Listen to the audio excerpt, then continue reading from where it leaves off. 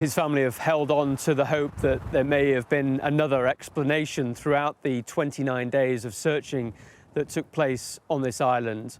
We're just outside the village of Masca, and this is the valley where that discovery was made yesterday by the mountain rescue search teams. It goes right the way down from here through the ravine down towards the sea, and it is very difficult terrain, and there are many obstacles. There are many places that are difficult to get through on foot, and you would actually have to climb down rock faces to make it all the way through this valley.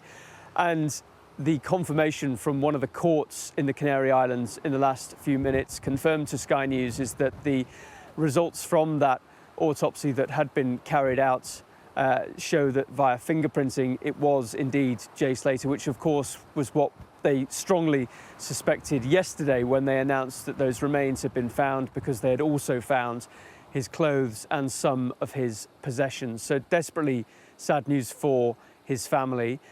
They are still on the island as we understand it, and we also have seen this morning in this valley a search team continuing that work to try and see if there are any further clues out there or any other bits of evidence that may have been missed. But this is such difficult terrain to scour because the undergrowth is so thick. You have to hack your way through it to get through in certain sections. And the conclusion from the court in the Canary Islands is that the most likely thing that happened to Jay Slater was that he fell, possibly down a cliff face or some other steep bank that led to an injury that led sadly to his death. So the confirmation really of what the family and all those involved in the search pretty much knew was coming, but the court's now confirming that here in the Canary Islands. As I say, the search does go on in the valley below for any other evidence that might be down there.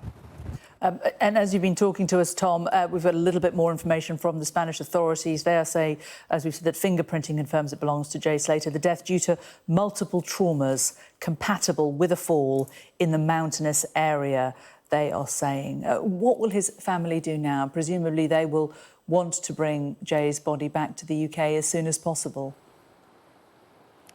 Yes, I'm sure the preparations and the arrangements are being made at what is an incredibly difficult time for them, and a time in which they have also criticised the whole online furore that has been around this case, with conspiracy theorists or people spreading incorrect rumours about the case. The family have called that out in the last few days and said that it has made a very, very difficult situation far worse to try and deal with, and that is something that is a hallmark of this case, a troubling hallmark, really, that we have seen in other high-profile missing persons cases. And there will no doubt be further questions as to exactly how that can be remedied to protect and support families who find themselves in these kind of very difficult situations.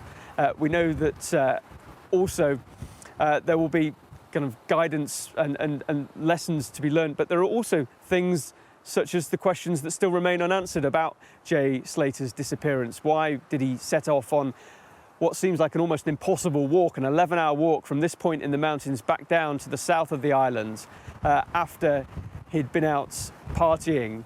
There are many things perhaps that we will never know about this disappearance, questions that may remain unanswered, but those confirmations, or the confirmation from the courts, at least do give the family a definitive answer as to what happened, if not entirely why Jay Slater was in this valley and why precisely he fell.